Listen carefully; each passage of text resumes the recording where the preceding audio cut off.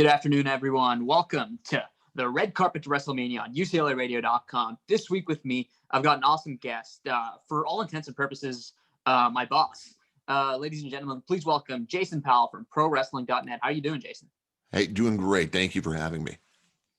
Yeah, so for people who don't know, I've been writing for Jason for a couple of years now, mostly doing reviews of WWE's Cruiserweight programming, 205 Live, but other stuff as well. So, Jason, quickly, why don't you just introduce yourself, tell people, how you got into wrestling journalism?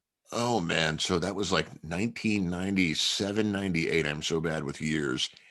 And I went to work for Wade Keller over at Pro Wrestling Torch and did that for, I don't know, roughly 5 years. Then moved on to fanball.com, which was all fantasy sports. No wrestling there, but a lot of fantasy football and fantasy hockey, which was a lot of fun. And then the company they were bought out and they were going to move everything to St. Louis. And I said, thanks, but no thanks, and decided to launch .net. And so, yeah, I've been doing, and I was still writing for the Torch while I was at Fanball. So I guess I've been doing this for 22, 23 years now. I think it's 23 years now. I think the site itself has been around for, what do we just celebrate? 13 years, I think. Time just flies. It's crazy. But yeah, it's been, I feel every time I have to talk about this, I feel like I'm just letting people know that I'm an old man. Not to hammer on that, you being old and stuff, but I was only born in 99. So you definitely, yourself and your career beats me by a couple of years at least. Wow. Now you've really made me feel old. Shame on you. Yeah, sorry about that, but I had to do it to you. So, yeah, you said you started off working for Wade Keller. How did you, start doing that? Did you reach out to him or did he pick you up from somewhere? A mutual friend put us in contact. I was a big fan, and Wade had just started his newsletter within that year. And so a mutual friend kind of put us in contact with one another. And then we started meeting up at occasional, like WWF shows mostly. I think there were probably some AWA that was still around, even the dying days of the AWA. But we would just meet up at different shows. And Wade eventually, his business grew to the point where he needed somebody to step in and help him out with some things. And I was kind of hired as a jack of all trades to kind of come in and help with the mailing and just a little bit of everything. And then he had me kind of write a couple of TV reviews and different things. And it didn't take long. And I, he really had to do a lot of coaching because I didn't have the formal writing background. I'd written for my school newspaper and things like that. But he really coached me along and made me assistant editor. I don't even know how long into the run there, but it was unexpected, considering that I was hired to do a lot of other things, and I still did all those, some of the grunt work with the mailing of the newsletter and taking it to the post office and all that. But it was very fortunate that Wade really took me under his wing. So, I mean, that sounds kind of like a lot like the way I got hired for you, which was I met John Moore and he got me in touch with you. So that's kind of funny. But I wanted to ask, what got you into wrestling specifically? Did you watch it growing up or did you get into it later? Obviously, I'm guessing, what did you grow up with, basically? So we lived out in the middle of nowhere when I was a kid, and we couldn't get cable for the longest time. Cable had come. Well, man, I'm really making myself out to be old today, and I guess I am, so it's fine. But so yeah, cable was just kind of becoming a thing, and we lived out in the middle of nowhere. And so the only wrestling that I could get initially was the AWA, and that was on broadcast television. And I don't know what age I was, but I played hockey growing up, and my stepfather coached a team.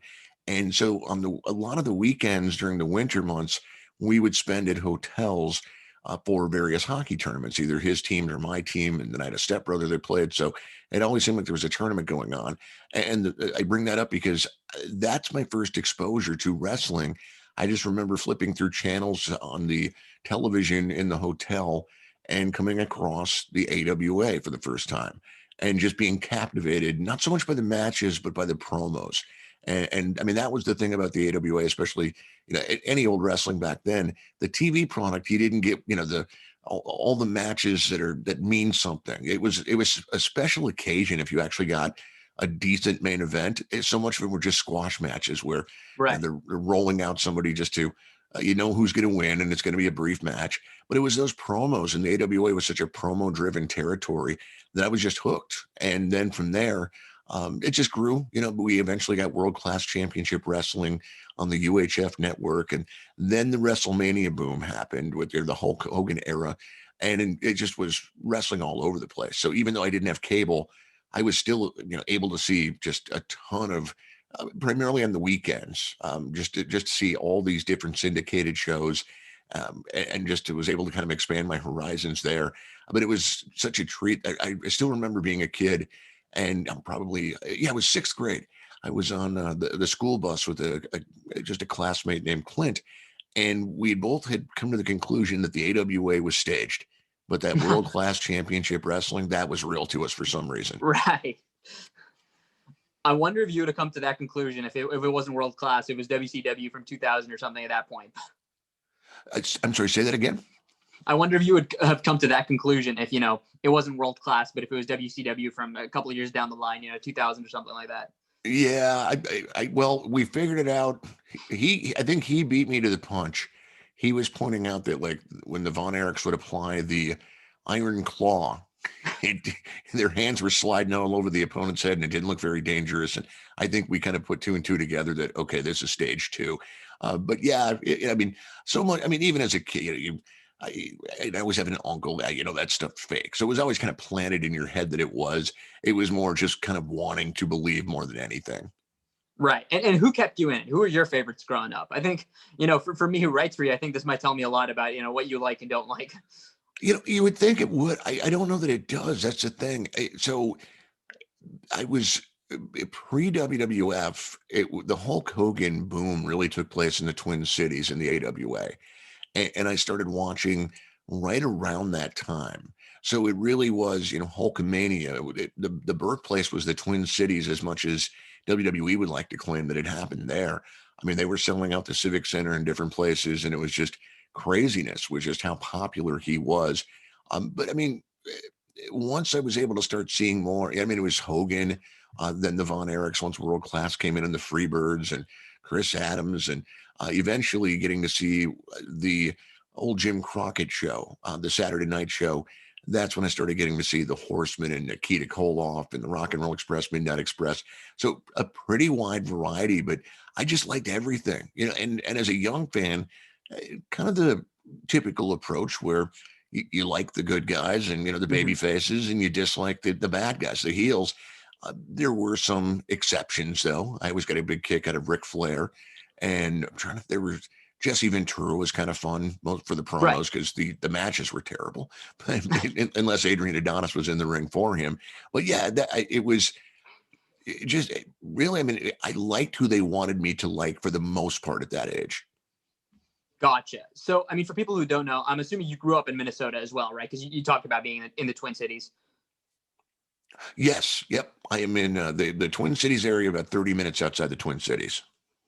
Okay, cool. So, talking about that, say you had to pick one wrestler from back in that era, or just one match for people now or fans now to go back and watch. What would you pick?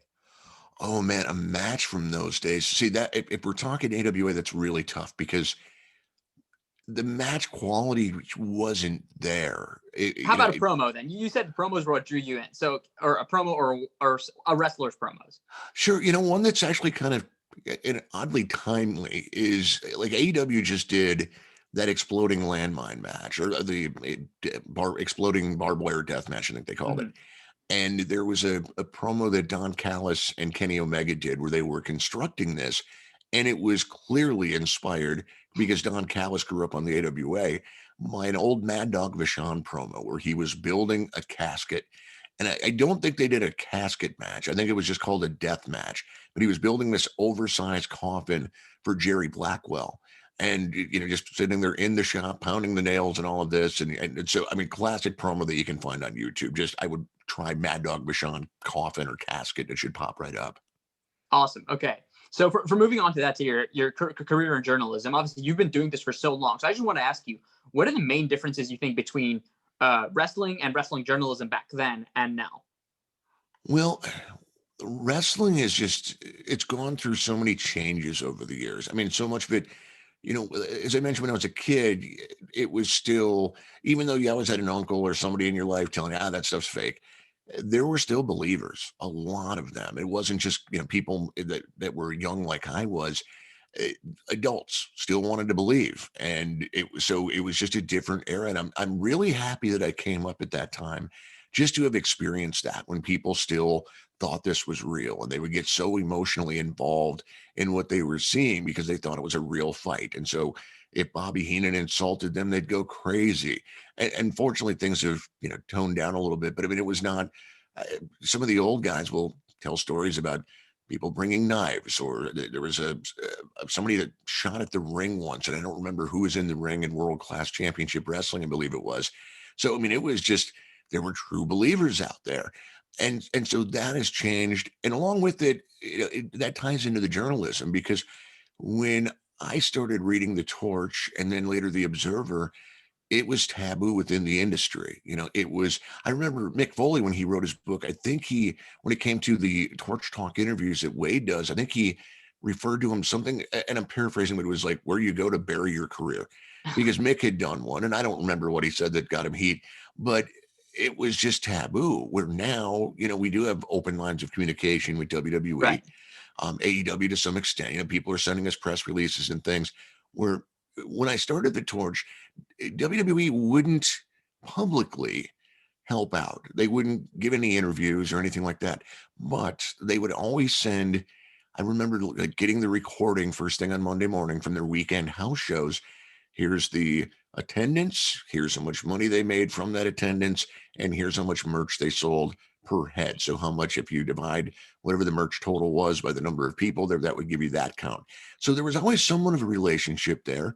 And I know, Vince McMahon, I was sitting in the office, and I shouldn't say, I'm trying to think if I was ever there when Vince called, but I know, Vince had talked to Wade, and I'd met Vince a few times, just, very casually. He'd probably have no clue who I was. But there was some relationship there, but things have expanded so much. And then the boom of the internet, which just changed, journalism for every field. That has been just such a game changer. And that instant, you had to wait a week. Sometimes if you get the Torch or the Observer, wherever you were located, something would happen on a Monday on Raw that was a huge deal, and that's a little bit later, obviously. But Right. you'd have to wait until. Well, you'd basically have to hope and pray that the issue. I had this problem mostly with the Observer, just because Dave's in California and I'm in Minnesota. But you would pray that he got that issue in the mail on Thursday, because if he didn't, you weren't going to get it until the next Monday in my area. And now, obviously, that's not a problem. And we went through the 900 line era, where people would call in and pay a small fortune just to get the daily news updates and that sort of thing. And now all of that, you can find stuff online so easily. So yeah, it's just the accessibility has changed so much. And obviously you don't need to get into specifics, but what does profitability look like for wrestling journalism back in that day to now? You know, see, back in those days, I never knew the numbers. It was, I just was a salaried employee. And I think that I'm guessing it's improved greatly from the early newsletter days, because it was, Mhm. it was just a matter of getting the word out there. Right. There were people who were subscribing. It was kind of a word of mouth thing. You kind of had to almost know somebody who happened to be a reader, and they'd kind of turn you on to one of the newsletters or something. And then things really did boom with that 900 era. And then there was the big internet boom. And now, I used to tell people, like, I used to joke with people about, um, people that were just not fans of wrestling, like, that couldn't, like, why would you do this for a living? And it's like, well, I'm kind of fitting in. I always likened it to Mike Florio of Pro Football Talk. He covers football, and he did so independently before he was hired by NBC. And I would say, Mike does what he does. And that's kind of the approach I'm taking. I'm not affiliated with any of these companies. I'm covering them. And I said, and where the niche comes in is that it's pro wrestling. ESPN's not going to cover it. None of the major sports entities are going to cover it. Well, now they do. And so that's changed. So there have been kind of some peaks and valleys along the way, and there's so much competition. I mean, anybody can start a website, anybody can start a podcast now. I'm able to make a living, but it's certainly not like the peak times. And quite frankly, the wrestling industry isn't in a peak time. I mean, I do the Right. Pro Wrestling Boom podcast, but this isn't. a boom period. I think people hoped it was going to be with AEW and that launch. And, it's not, you can't put it on them for the fact that there really hasn't been a boom, but they're just, it's, we can all see the numbers of what these companies are doing on television. And there's also YouTube and everything else that goes into it. But yeah, it's not a true boom period. Nobody's just completely caught fire. And nobody really has since, I would say, Attitude Era. Monday Night Wars was kind of the last great boom period. Right. Okay. You talked about your relationship with WWE and AEW back in that day. Obviously now people, or you even put out, the post NXT press conferences and things like that. So I wanted to ask, what's your relationship with the companies like now? And do you think professional wrestling companies need to change their attitude with wrestling journalism, or do you like the way it's trending? I think they've improved. They've come a long way, because I was shocked. I still remember when Paul Levesque started doing those media calls, and it was like, is this really going to happen? It sounds nice, but I think just even communicating with some other people in wrestling journalism, it was like, yeah, let's see if this actually goes through. We got the invite and everything. It's like, they're going to pull the plug, the whole Lucy in the football bit, pulling it away from Charlie Brown. I was shocked that he went through with it, and he's been consistent with it ever since. And once, the indie promotions were a little more easygoing. Certainly ECW, Paul Heyman was always a phone call away back in those days. So it basically, there was a need from an ECW or, pick your smaller Ring of Honor, pick your smaller group. They had more of a need for us than WWE or WCW did. And so they were cooperative to a point, WWE or WWF at the time and WCW.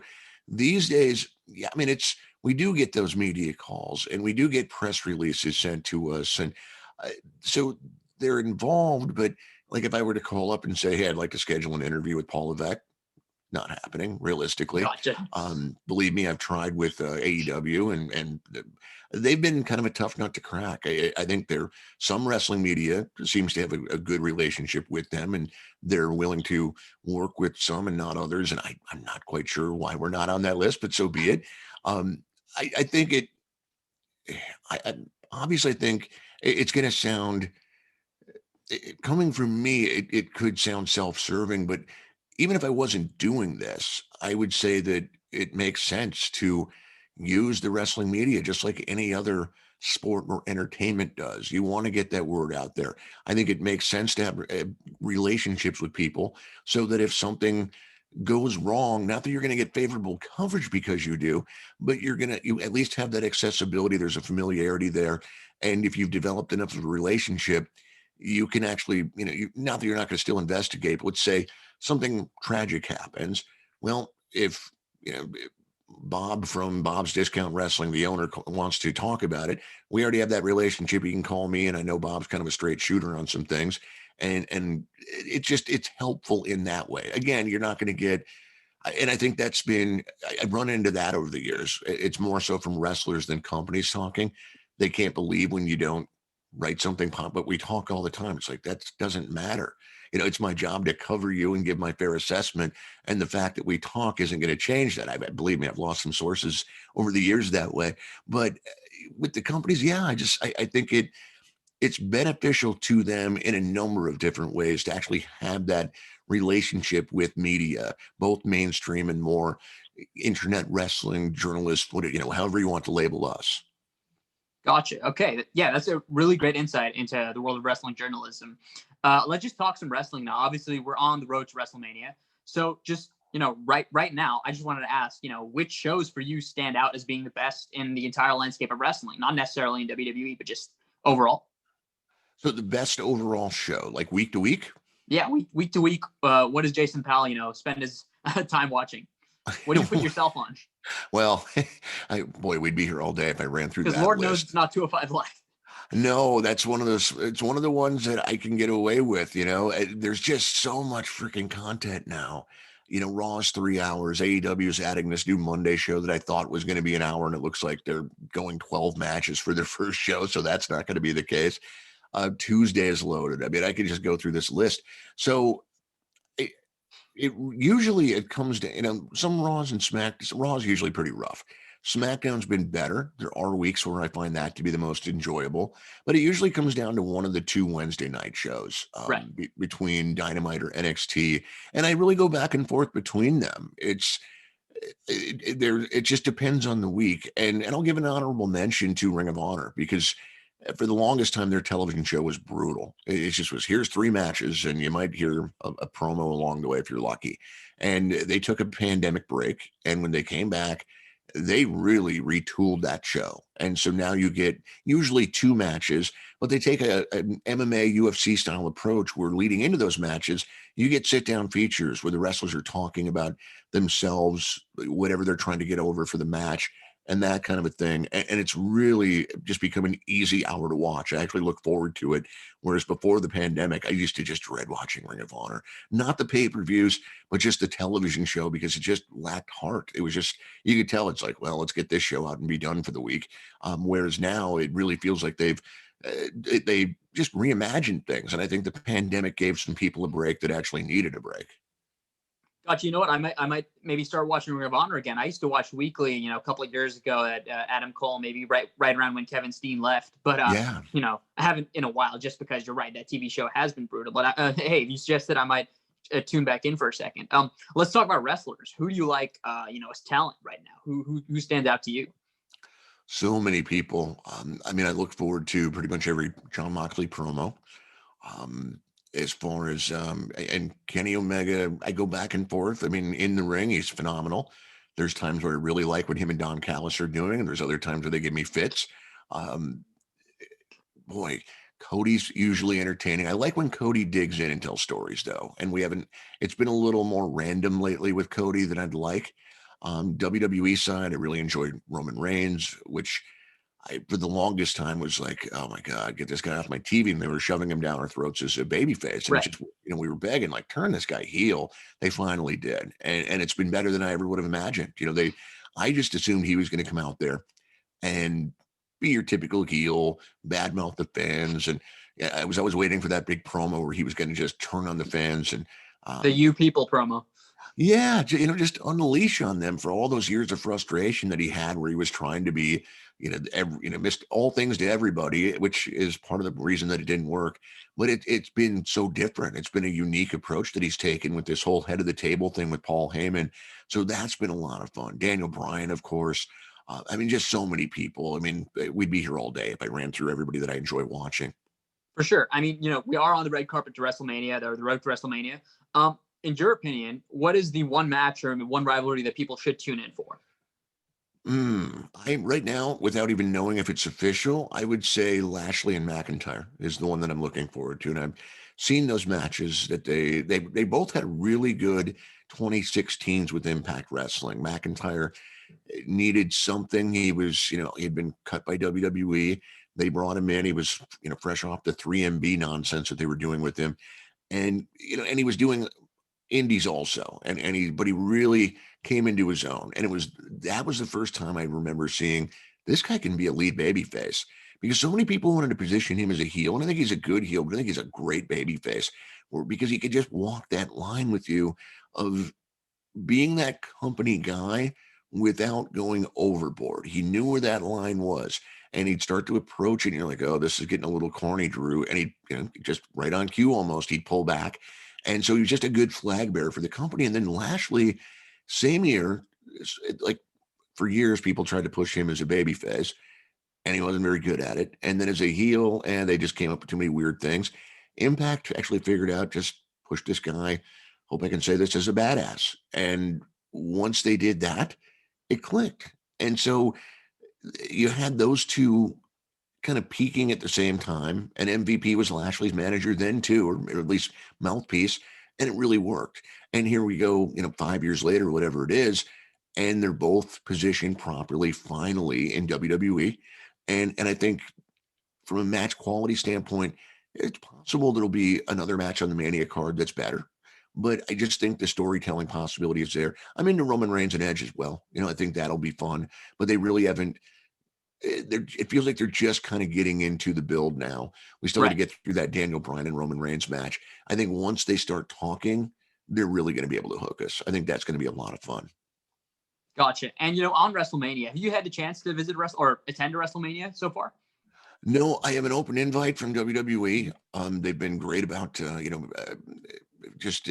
they actually do have a media area now, which was something else that was almost unheard of at one point. WWE is going to have a media section, but they do. And for me, like, as much as I would love to attend it in person, it's such a busy weekend because you think about just the WWE shows alone, and that's going to keep you very busy. But there's also a million indie shows, and ROH is doing, usually in a normal year.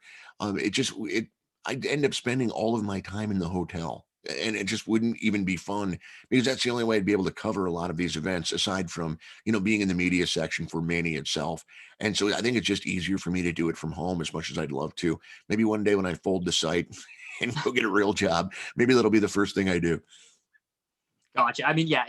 I was thinking, for someone who does what you do, it might not be the most practical to attend a WrestleMania and have to cover all those events. But on covering events, in the history of your journalism career, could you just give us, a couple of your favorite events that you have personally, reviewed or, covered? Oh, events man. or matches? Yeah. So, that's a tough one. Because with the abundance of wrestling these days, so if I see an event or I see a match, it feels like two matches leave my head. Maybe that's another sign of being old. But as far like in person, I mean, it was at SummerSlam for the year that Jesse Ventura was the guest referee when he was also governor of Minnesota, which was interesting. And at that press conference where they announced that Jesse was going to be working that show with Vince and everybody, so that was a lot of fun. Um, another one that was a lot of fun to be at, and I'm leaving out a lot of the Raw Nitro Monday Night War era stuff because that was a blast. But more recently, I was there when they did Elimination Chamber at Target Center, and it was the first ever Wyatt family versus Shield match, and Right.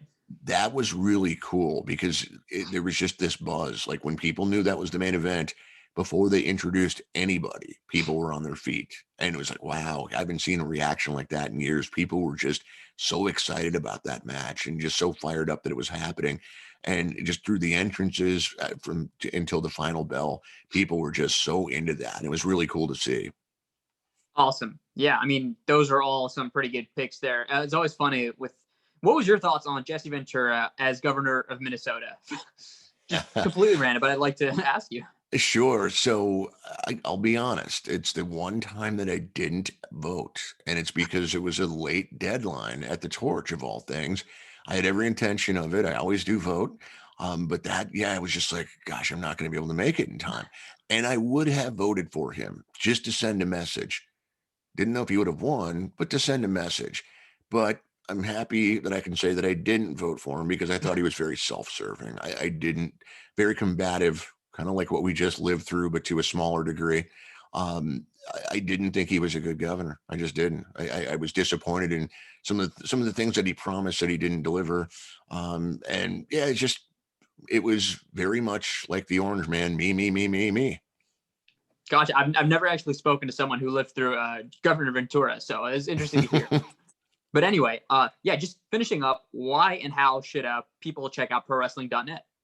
Yeah, so I mean, we're always keeping up on news, and so if you like watching a television show and you want a perspective of, hey, what somebody else think about this, we give that. There's a lot of sites out there that just run straight reports where it's just who beat who and what the moves were, and that's great. But we try to give you the instant analysis to go along with it, so you'll get that. If you can't see a show and you want to keep up that way, we'll certainly be able to do that for you. But we give that instant analysis coming out of matches and angles.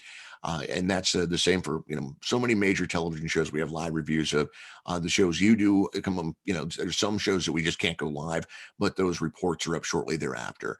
And so we're doing this for all the major television shows, all the major pay-per-view events. I have my hit list that I do, just running through the highs and lows of each show. And so, if you're looking for a news fix or a live review fix, whatever it is, we got you covered at ProWrestling.net. Awesome. Thanks so much. And yeah, everyone should check out ProWrestling.net and all of the suggestions that Jason gave in this interview. thanks for joining us, Jason, and for everyone who's listening. Thanks so much for checking this out. Hey, thank you so much. I appreciate it. For sure.